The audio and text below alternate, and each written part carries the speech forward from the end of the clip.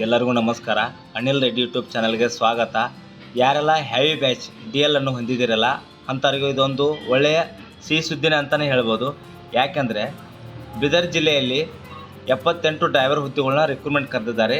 ಅದು ಹೊರಗುತ್ತಿಗೆ ಆಧಾರದ ಮೇಲೆ.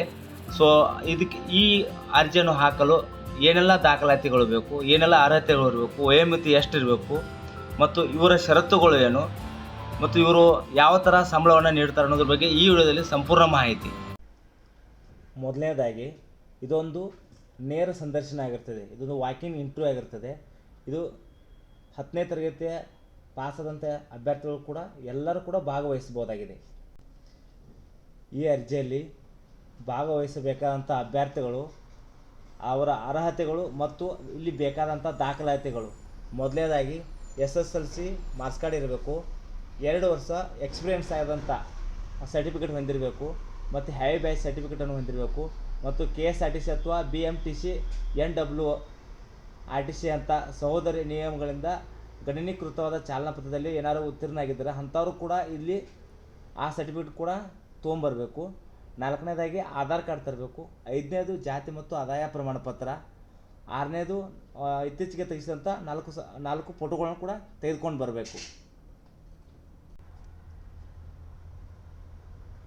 ಭಾಗವಹಿಸುವಂಥ ಅಭ್ಯರ್ಥಿಗಳ ವಯೋಮಿತಿ ಕನಿಷ್ಠ 24 ವರ್ಷಗಳು, ಸಾಮಾನ್ಯ ವರ್ಗ 35 ವರ್ಷಗಳು, category 2A 2B 3A 3B 38 ವರ್ಷಗಳು, SC ST ಮತ್ತು ಕೆಟಗರಿ 1ದವರಿಗೆ 40 ವರ್ಷಗಳ ಕಾಲ ಸಡಿಲಿಕೆ ಇದೆ.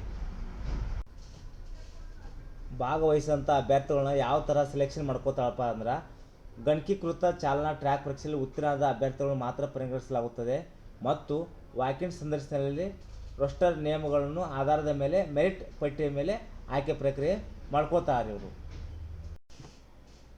ಭಾಗವಹಿಸುವಂಥ ಅಭ್ಯರ್ಥಿಗಳಿಗೆ ಕೆಲವೊಂದು ಸೂಚನೆಗಳು ಮತ್ತು ಷರತ್ತುಗಳನ್ನು ಹೇಳಿದ್ದಾರೆ. ಅವ್ಯಾವಪ್ಪ ಅಂದ್ರೆ ಸೂಚನೆಗಳ ಅಭ್ಯರ್ಥಿಗಳು ಬೀದರ್ ವಿಭಾಗದ ಯಾವುದೇ ಡಿಪೋದಲ್ಲಿ ಕೆಲಸ ಮಾಡಲು ಸಿದ್ಧವಿರಬೇಕು. ಅವರೊಂದು ಕೆಲವೊಂದು ಡಿಪೋಗಳ ಹೆಸರು ಕೊಟ್ಟರು.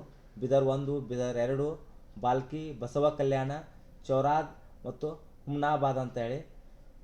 ಇನ್ನೊಂದಿದ್ರ ಪ್ರಕ್ರಿಯೆ ಹೆಂಗಿರ್ತೈತಪ್ಪ ಅಂದ್ರೆ, ಗರಿಷ್ಠ 11 ತಿಂಗಳವರೆಗೆ ಹೊರಗುತ್ತಿಗೆ ಆಧಾರದ ಮೇಲೆ ನೇಮಕಾತಿ ನಿಗಮ ಅಗತ್ಯಗಳಿಗೆ ಅನುಗುಣವಾಗಿ ಯಾವುದೇ ಸಮಯದಲ್ಲಿ ಕೊನೆಗೊಳಿಸಬಹುದು. ನಿಮ್ಮನ್ನು 11 ತಿಂಗಳವರೆಗೂ ಇವರು ಹೊರಗುತ್ತಿಗೆ ಆಧಾರದ ಮೇಲೆ ನೇಮಕ ಮಾಡ್ಕೊಂಡಿರ್ತಾರೆ. 11 ತಿಂಗಳು ಆದಮೇಲೆ ಯಾವಾಗ ಬೇಕಾದಾಗ ನಿಮ್ಮನ್ನ ಕೊನೆಗೊಳಿಸ್ಬೋದು ಅಂತ ಹೇಳಿದ್ದಾರೆ, ಅಂದರೆ ಬಿಡಿಸ್ಬೋದು ಅಂತ ಹೇಳಿದ್ದಾರೆ.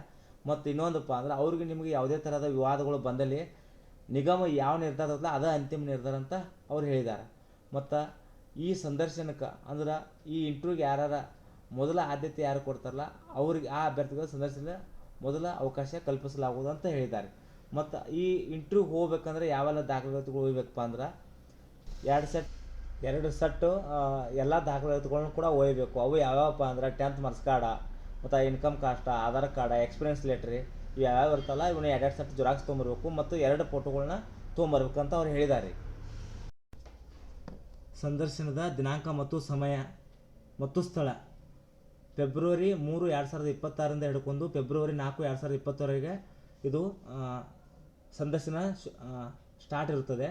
ಮತ್ತು ಇದರ ಸ್ಥಳ ಬೀದರ್ ವಿಭಾಗದ ಕಚೇರಿ KKRTC ಹಳೆಯ ಬಸ್ ನಿಲ್ದಾಣ ಕಚೇರಿಯಲ್ಲಿ ಈ ಸಂದರ್ಶನ ನಡೀತಿರ್ತೈತೆ ರೀ. ಮತ್ತು ಅವ್ರು ಇನ್ನೊಂದು ಏನು ಇನ್ಸ್ಟ್ರಕ್ಷನ್ ಕೊಟ್ಟಾರಪ್ಪ ಅಂದ್ರೆ, ಮಧ್ಯಾಹ್ನ 12 ಗಂಟೆಯ ಮೊದಲ ಹೆಸರನ್ನು ಯಾರು ನೋಂದಾಯಿಸ್ತಾರಲ್ಲ ಅಂಥವ್ರಿಗೆ ಮೊದಲ ಆದ್ಯತೆಯನ್ನು ಕೊಡ್ತೀನಿ ಅಂತ ಹೇಳಿದ್ದಾರೆ.